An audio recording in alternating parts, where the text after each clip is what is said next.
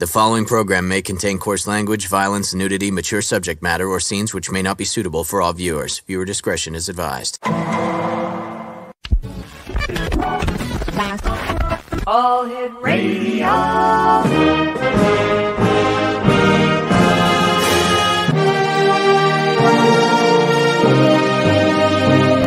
Welcome to the X Zone, a place where fact is fiction and fiction is reality.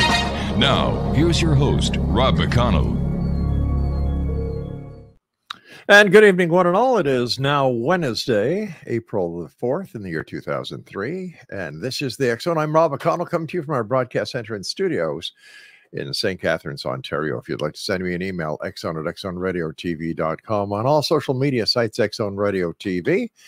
And we're coming to you tonight on the Talkstar Radio Network, Mutual Broadcast Network, X-Zone Broadcast Network, and on Channel 32 on Simul TV. That is the X-Zone TV channel, where we broadcast 7/24, 365. For more information on Simul TV and how you can watch us on Channel 32, visit www.simultv.com. My first guest tonight, X-Zone Nation, is Jennifer MAAG, MAAG, and she is a licensed massage therapist, energy alchemist, physical empath, intuitive empath, and emotional empath. And joining me now is Jennifer. Hey, Jennifer, welcome to the X-Zone. Hi, thank you. Tell us a little bit about yourself. Oh, I mean, what is there left? You said it all. Oh, come on. How did you get involved in doing what you're doing? Well, first, I've been intuitive ever since I was a child, and kind of pushed it away in my 20s. And then I became a licensed massage therapist because I had 2 kids with respiratory issues. Oh, heavens. And it helped them tremendously. From there, number of years later, my kids are in high school and I hit my head, ended up with a traumatic brain injury, and took me 5 years to completely heal from. But it was during that time while recovering that the door I had shut was reopened. And everything I tried to not be a part of was like, no, you're going to. Come on, let's join us. You got some work to do. What was that door? That door was the door that I closed because no one would hear me. No one would listen to me. No one would believe me. As a child and a teenager, my family didn't have problems. They just, it was nothing for them to call me up and say, so grandma's in the hospital. The doctor's to the point where they don't know what's going on. Is she going to be okay? But in my 20s, after I was married, my daughter was bit by a dog, and I'd been telling the family for 3 years, one of the grandkids was going to be bit. And everyone just, you don't know what you're talking about. And after it happened, what was the point of knowing if no one would believe me? So I slammed that door shut. 3 years telling your family that someone was going to get bit by the dog. Do you think they might have put it to coincidence? Is there such a thing as coincidence? Good I question. don't believe in coincidence. I don't believe in accidents. Okay. Let me rephrase the question then. You're telling them for 3 years that somebody was going to get bit by the dog. Eventually, somebody got bit. How do they rationalize that? Here you were telling them, warning them, giving them the heads up, and it went on deaf ears. Exactly. Let me put it this way. Okay. I got a phone call saying, I'm coming to get you. I'll explain why. I get in the car halfway to the hospital, and then I get our daughter was bit. I walk in, my mother-in-law and sister-in-law are standing on the outside, And the doctor is like, somebody's got to come and hold her down while we give her a shot. We're going to do surgery. She'll be okay.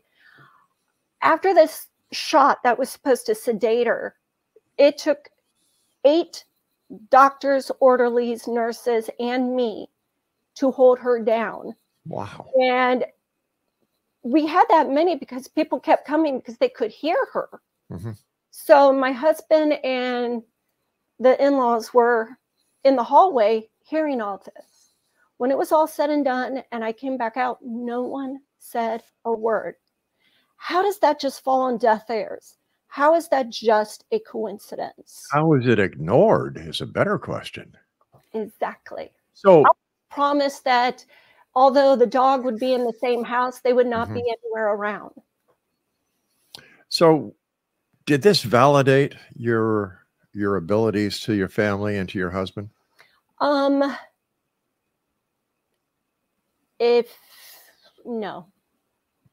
Or was no, it? At that time, my family knew all along that I had kids. At this point, everyone was just kind of his family, him, like, she's just had 2 kids in 2 years. You know, they're 2 years apart. Maybe she's just stressed. So they had put, you know, they encouraged me to go on medication to handle things. Come to find out, I went on medication so they could get along better with me. Isn't that? Oh, I feel very bad for you because I can only try to imagine how you felt. Yeah. God bless you. Yeah. With that, I stopped trying to share when I would get a message. And the thing is, this kind of a message, normally when I get a knowing, I know, like I know. I can't tell you how I know. Normally those kind of things happen in less than 48 hours. This was 3 years. I couldn't explain it. But every time we were around this dog, it just, no, it's not a family dog. And so, yeah, I slammed the door to everything. And, you know, 15, 14 years later, I hit my head and the door was opened. Yeah. How does your husband handle your gift now and your abilities now? Is he a believer? I'm divorced. Ah, all right. How was it as a child dealing with you having this gift before you were able to shut that door? I didn't think anything of it. It wasn't necessarily a daily thing. There were days, you know, you're growing up, you're doing your things, and then the phone rings. And before the family gets to answer the phone, it's Grandpa. Find out Grandpa passed. Yeah. Phone rings. I talk to my best friend, hang up the phone, and that's the last time I'm going to talk to her. She lives right next door. She's here all the time. Why would that be the last time? But when you feel it in your bones, in your soul, there's no question. It's just more of a praying, please let me be wrong. So these are little quirks I grew up with. I wonder how many people like you have had these experiences and have had the ability suppressed by members of their family as well as members of society. Yes. It's I would imagine the numbers are staggering. Yes. More and more people are starting to reawake to those and starting to come out of the woodwork of, you mean I wasn't crazy? You know, yeah. I'm not alone. And that's why we wrote the book, because while I was recovering from my traumatic brain injury, my son actually started to wake up to crazy things. Mom, am I going crazy? Mom, do I need to see a doctor? Mom, do I need help? And I knew if I sent him to a doctor, they would put him on an antidepressant, even though he wasn't depressed. They would send him for testing and nothing would show. And so I knew within my being that he was starting to experience things I had experienced as a younger kid. So we kind of helped each other through our situations. I believe that too many children are being suppressed by for example, kids at school are diagnosed with something, they go to see a psychologist, they're put on Ritalin, and Ritalin's a derivative of cocaine. So what in the name of heaven are we doing?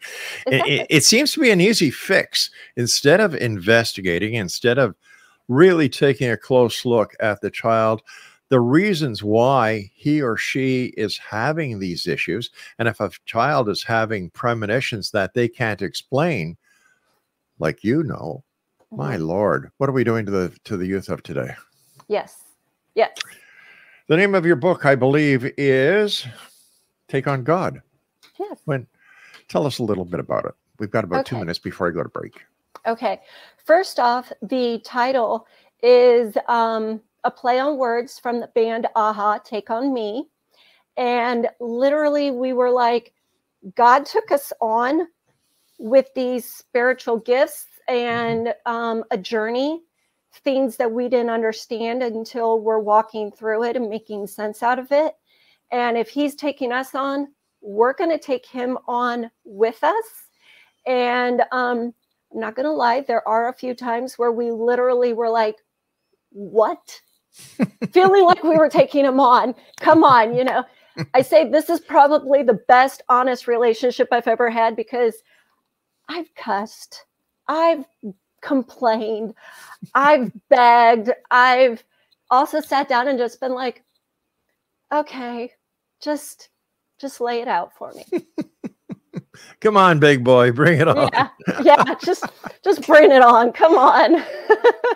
Jennifer, stand by. We've got to take a short break. Thank you so much for joining us tonight. And Exo Nation, Jennifer MAAG is our special guest. The name of her book is Take on God, and her website is www.takeongod.com. We'll be back on the other side of this break as we continue here in the X Zone from our broadcast center and studios in St. Catharines, Ontario. I'm Rob McConnell. Don't go away.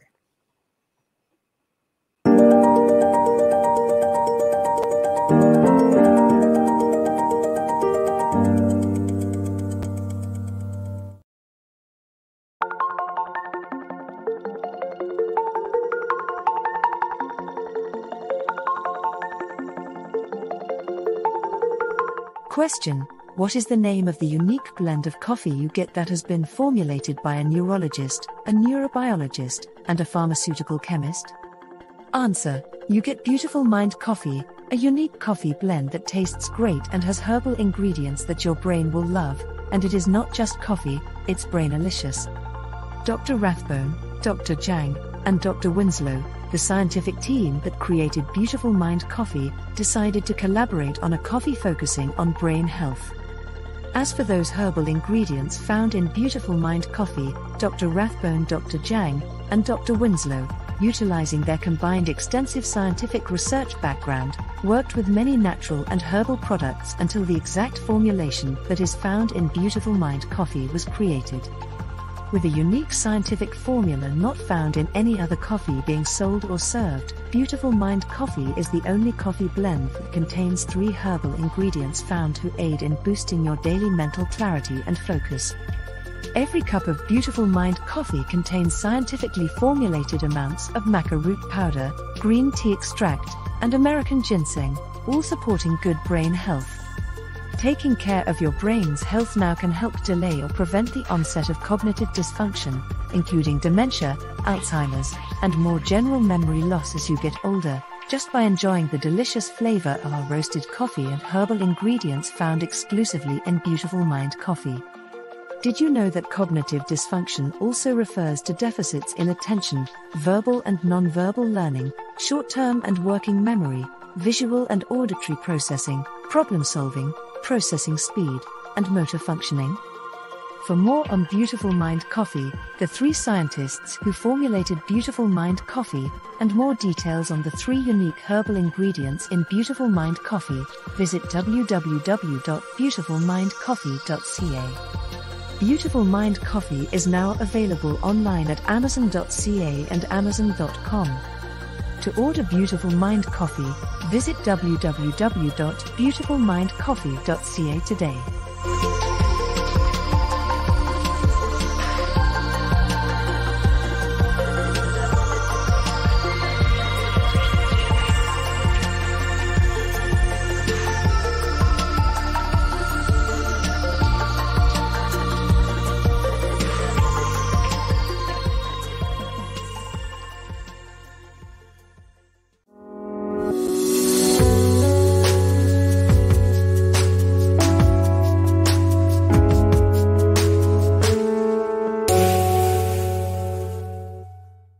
And we're back. And if you'd like to find out where you can go to a local retailer near you to buy your very own supply of Beautiful Mind Coffee, visit www.beautifulmindcoffee.com and click on the store locator that is found on the top right-hand side of the page.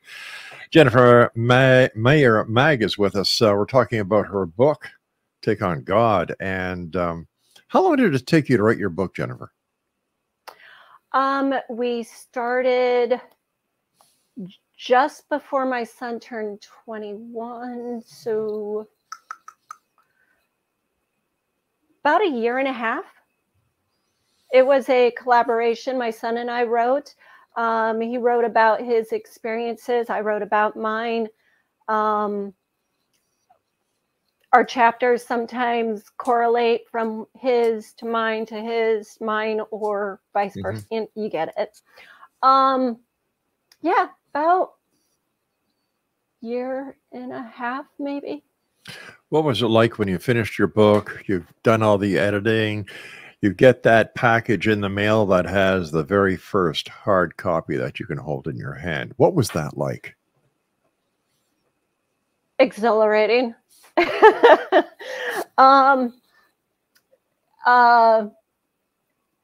Just, I don't have words for it. Because when we set out to do this, you know, we were kind of both encouraging each other to put our thoughts and feelings on paper.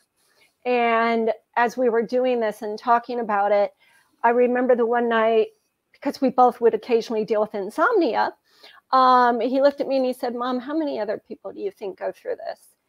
And I said, "More than you can fathom." Yeah. And we both knew we wanted to help those who were confused and lost, or just even wondering, is there more out there? And so when we got this book in our hand, it was, not only did we put it on paper, but it is there for others, to help others, to, yeah. I don't have the words for that. I'm sorry. It's quite all right. So others can take on God as well. Yes. Yes, actually. Tell me, Jennifer, what is a soul hospital and a soul school? So when a person passes away, they, after they pass on, wherever, if you believe in heaven, when they would make it there or where they are to be, soul hospital allows them to be cleansed of humanity. It allows the soul to kind of be, you know, it's already free, but it allows it to be cleansed, to be healed. And from there, then the soul school, if I'm saying this right, soul hospital, I already said, right. Soul school, that is our life review. The soul comes to earth, you know, we're born, we go through our things. This is our review. And throughout it, you have to go from one level to the next, just like school throughout the world. And it allows you to make that decision, your soul, how well did you do? Did you accomplish the things you wanted? Did you learn lessons? Did you grow? Did you expand? Because the more the soul learns, grows, and expands, then, dare I say, the better the soul is, but it can continue to come back and have similar or other experiences if it hasn't accomplished everything it was to do. So if I can just generalize, a soul hospital is where the person, after they leave their meat suit down here, they go to the soul hospital where they wash off the stink of earth and the existence that they've had down here, or correct, up here, or wherever we are. Yeah. And then the soul school is the life review, and both the good and the bad are demonstrated in the hopes that the soul will take the good, bring it back to the next incarnation, and work on the bad parts to make them good. Correct. Okay. And it's really interesting because there's many times, and my son and I or my daughter will have conversations, and, in the last 2 years, we've lost 2 of their grandparents. And we're like, okay, now that they're there, do you think that they're after their review, they're like, wow, wish I'd have known that while I was there, because they didn't know the things we were thinking or feeling maybe while alive, because not everyone talks about certain things. But in the review, they get to see and hear and take on what other people have experienced, and it's kind of like that eye opener. Right. But is there a way, in your opinion, and the experiences that you yourself have encountered throughout your life, is there a way that people can see what they ultimately see in the soul school so they can make themselves a better person before the end of their time and they have to evict the meat suit? I would say yes, if the person is open. I wrote in the book, one of my favorite wordings was, we all have an internal battle, but first you have to be willing to accept that. And then you have to decide if you're going to do anything about it. And that's a paraphrase, but basically, we have battles in our life because we are supposed to work on it, because that allows us to grow and heal. And if we're just constantly closing that door and dismissing it and distracting ourselves, there's no growth. Yeah.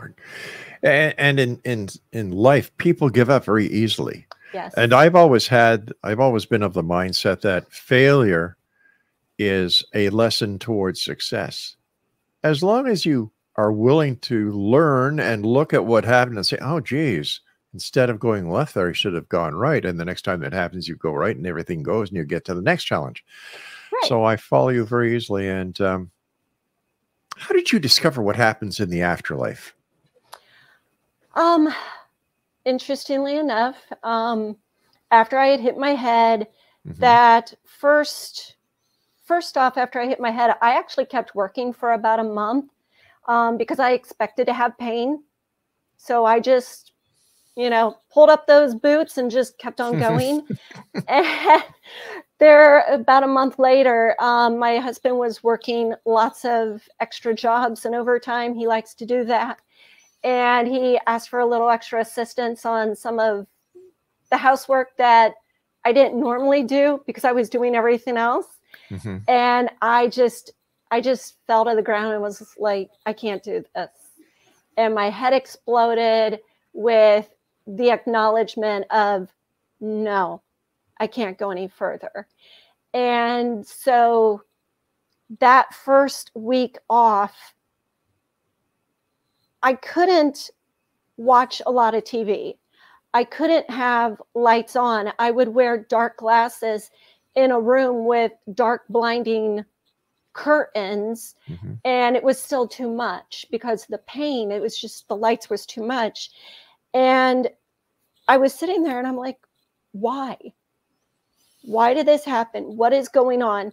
And as that door opened and I started to receive messages, then it was like looking at all these little nuances in my life that were issues that needed to be confronted, needed to be worked through.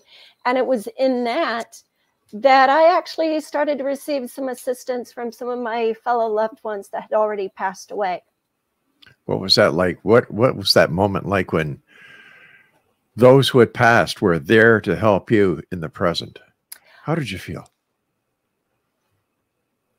Warmed inside and out. It was take a thick, super comfy blanket on a nice warm day, and it's the combination. I've always, and this is one thing I never shut the door on, I've just always felt close to loved ones that had passed away, whether it was a grandparent or a best friend. I knew I was raised where I was encouraged. Just because your loved one passes away doesn't mean you stop talking to them. True. They're there. You just can't see them. So when that day happened and I could feel their presence, I couldn't necessarily see them, but yet I could see and feel that essence of them. Sometimes I could hear actual words, and other times it was the essence of the message, but it would be so fast and so poetic and just so, wow, that makes sense. Did you find that once you opened the door that you had more experiences with those who had passed in your dream state compared to your conscious state? Or was it about the same? Honestly, it depended on the situation. So yes and no. Okay. Yeah, I had a loved one that had passed away many years prior. And sometimes I'll have a loved one that's passed away that'll come to let me know they've passed away or that they're okay. But she had passed away many years prior. And before one of my nieces were born, this aunt who had passed away came and visited. And then I saw her, I saw my niece, and I saw my dad. And the essence of the message was, I'm coming back. And she was an aunt on my dad's side. Fascinating. One quick question before we go to our break at the bottom of the hour. Should we fear death? No. We'll talk more when we come back. Thank you so much for joining us, Jennifer. And Xzonation, if you'd like to find out more about Jennifer, the book she wrote entitled Take on God, man, that's a brave young lady who takes on God, I'll tell you that much. Visit her website at www.takeongod.com. This is the X Zone. I'm Rob McConnell. Jennifer and I will be back on the other side of this break. Don't go away.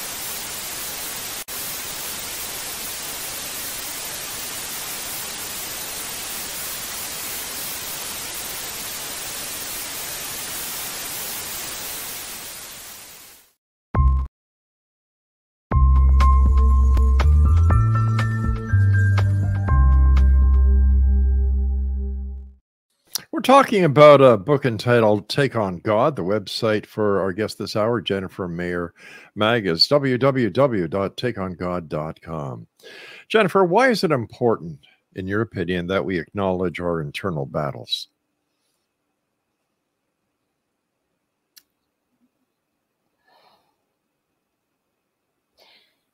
Honestly, because when you acknowledge them and you walk through that door to say, okay, I'm ready to heal, your life gets better. The longer you keep that door closed and you keep that pain locked away, you reach for anything and everything that is only going to hurt you and quite possibly actually kill you sooner. So it's facing your monsters, facing your inner fears. Yes. In your opinion, what is the best way to do it? Just facing it and letting the cards fall where they may? But doesn't that also depend on your inner convictions and your inner strength as well? Yes. Yes. I had no choice. It just, and I had no choice. I faced my demons one by one to the point that after being told I needed to be on medicine, I had finally gotten myself off the medicine while my children were still young. And I actually started to feel again. I was numb while on the medicine. And so when I went off the medicine, I started to feel the good, the bad. I felt life. I felt human. I felt everything. And, but after hitting my head, there's explanations for everything we go through.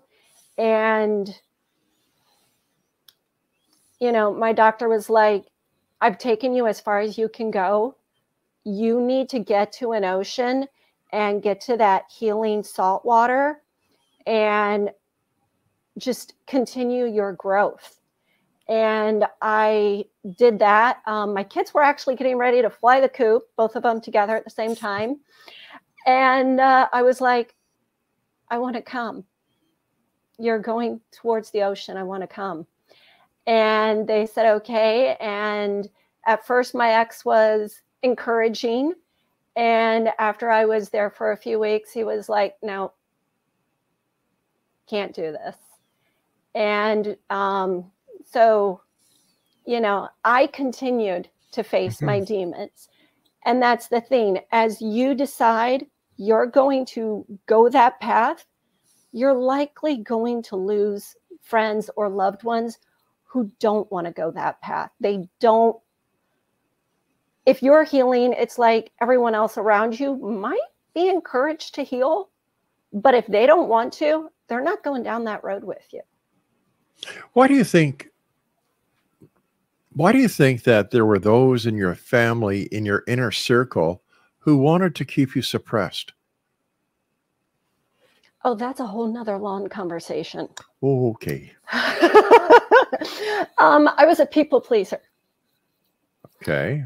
For the longest time. And so I gave to everyone else first, myself last. Yeah. And which is one of the reasons, like, I had adrenal fatigue for 3 years before I ever hit my head. Wow. And that's because I didn't feed myself spiritually, mentally, emotionally, physically, nothing. And if everyone around you is used to you being a people pleaser and taking care of them, and then you pull the reins and say, I can't do this anymore, I got to focus on me at least a little, they don't know what to do. They no longer have that control. They no longer have that assistance. And, you know, it's easier to say, I'm going to let you go and try to find something else.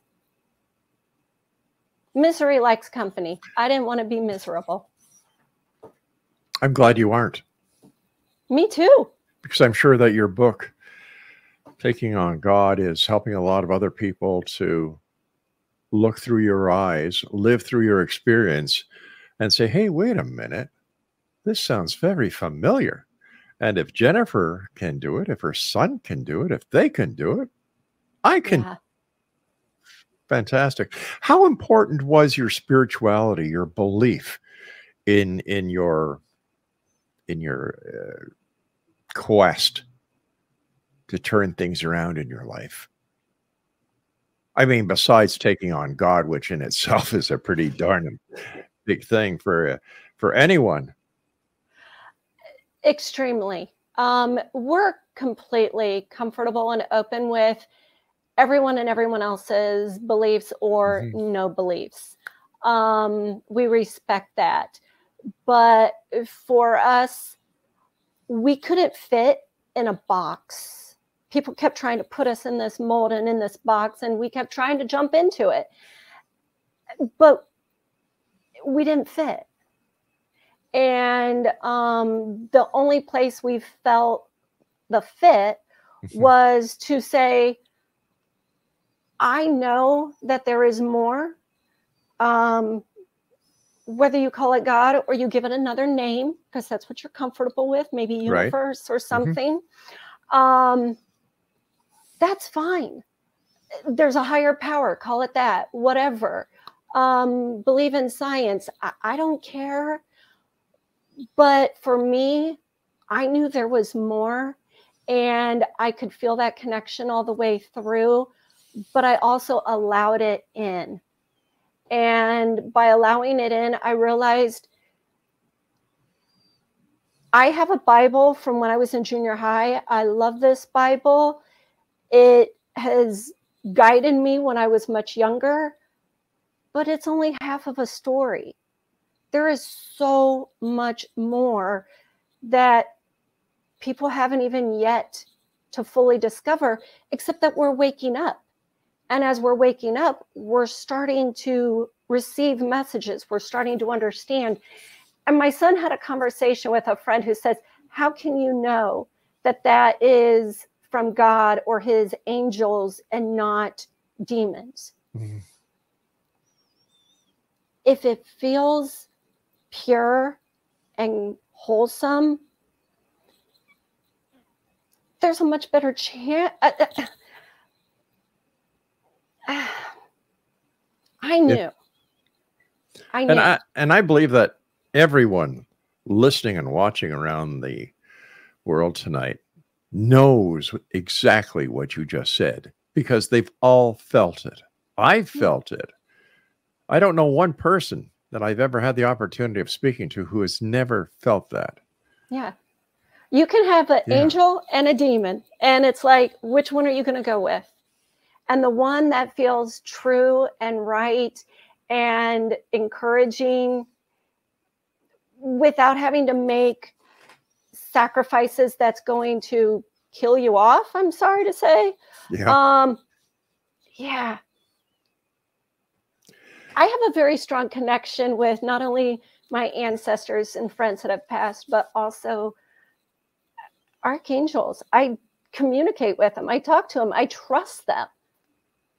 You know, I've been doing this show now for 34 years, and my favorite topic is angels, because I believe. Yeah. I truly believe. Yeah. And Jennifer, we've got to take our final break. Please stand by. Again, my many thanks for you coming on the show tonight. And X Zone Nation, if you'd like to find out more about Jennifer, her book, Taking on God, I love the title. Visit www.takingongod.com. This is the X Zone. I'm Rob McConnell. Jennifer and I return as we wrap up this hour here in the X Zone. Don't go away.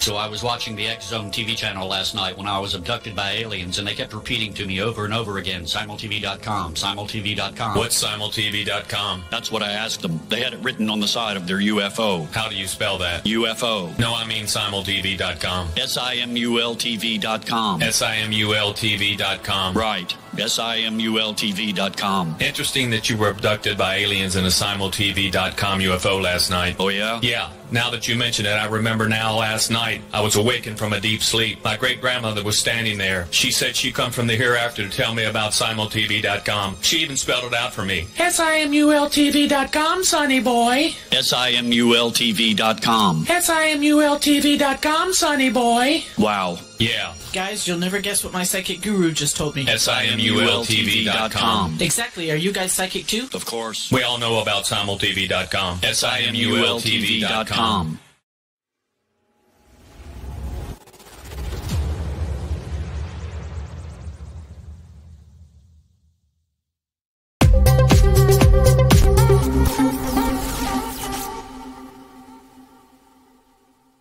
And welcome back, everyone. Jennifer Meyer MAAG is our special guest, and I must correct myself. It is not, the name of her book is not Taking on God, it's Take on God, and her website is www.takeongod.com. First of all, Jennifer, I want to thank you so much for joining us tonight. It's been a pleasure talking to you, and I, for one, am very happy to have had this conversation and talking to you about your book. I think that it's beyond words. So thank you for joining us. What's next for Jennifer Meyer MAAG and her son and daughter? Well, we've been traveling. We've kind of followed in this spiritual quest, and we've been nomads, doing pet sitting, house sitting, just kind of traveling and seeing part of the world. You know, we've got plans for more books. It's just a matter of when the time is right, we'll sit down and do another one. We know it's there. We're just waiting. How important is it to discover, in your opinion, your past lives?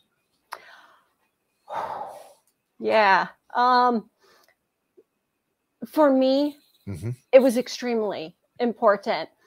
I had 13 years of endometriosis, was told I was most likely never going to have kids. And that trauma was originated from situations that took place in past lives. In past lives, I had been sexually assaulted. I was a youngster who had been, in another one, molested, and in another one, actually raped. Endometriosis involves the reproductive system. Extreme pain, a lot of other issues. And it makes you very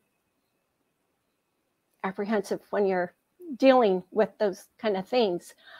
So one by one, as I started to uncover those things, it explained a lot as to what I had been dealing with in this present life. And I wish I would have known before I had a complete hysterectomy, but I did it after my daughter was born for medical purposes.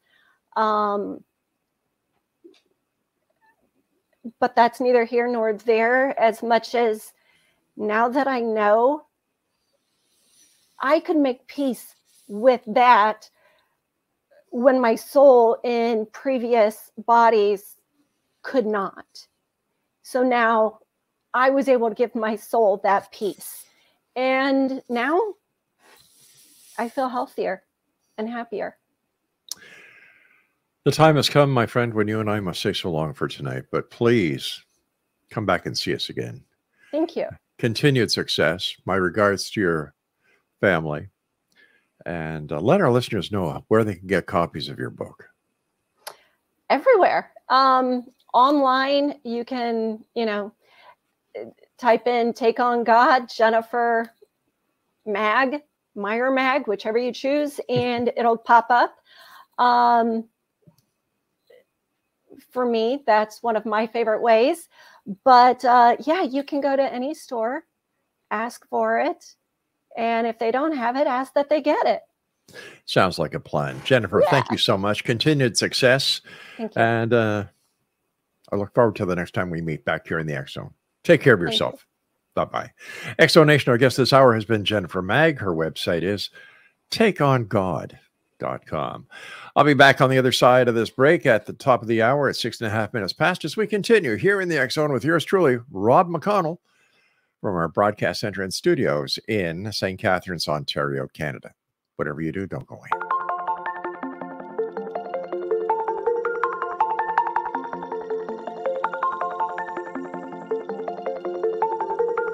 Question: what is the name of the unique blend of coffee you get that has been formulated by a neurologist, a neurobiologist, and a pharmaceutical chemist? Answer: you get Beautiful Mind Coffee, a unique coffee blend that tastes great and has herbal ingredients that your brain will love, and it is not just coffee, it's brainalicious. Dr. Rathbone, Dr. Jang, and Dr. Winslow, the scientific team that created Beautiful Mind Coffee, decided to collaborate on a coffee focusing on brain health. As for those herbal ingredients found in Beautiful Mind Coffee, Dr. Rathbone, Dr. Jang, and Dr. Winslow, utilizing their combined extensive scientific research background, worked with many natural and herbal products until the exact formulation that is found in Beautiful Mind Coffee was created. With a unique scientific formula not found in any other coffee being sold or served, Beautiful Mind Coffee is the only coffee blend that contains 3 herbal ingredients found to aid in boosting your daily mental clarity and focus. Every cup of Beautiful Mind Coffee contains scientifically formulated amounts of maca root powder, green tea extract, and American ginseng, all supporting good brain health. Taking care of your brain's health now can help delay or prevent the onset of cognitive dysfunction, including dementia, Alzheimer's, and more general memory loss as you get older, just by enjoying the delicious flavor of our roasted coffee and herbal ingredients found exclusively in Beautiful Mind Coffee. Did you know that cognitive dysfunction also refers to deficits in attention, verbal and non-verbal learning, short-term and working memory, visual and auditory processing, problem-solving, processing speed, and motor functioning? For more on Beautiful Mind Coffee, the 3 scientists who formulated Beautiful Mind Coffee, and more details on the 3 unique herbal ingredients in Beautiful Mind Coffee, visit www.beautifulmindcoffee.ca. Beautiful Mind Coffee is now available online at amazon.ca and amazon.com. To order Beautiful Mind Coffee, visit www.beautifulmindcoffee.ca today.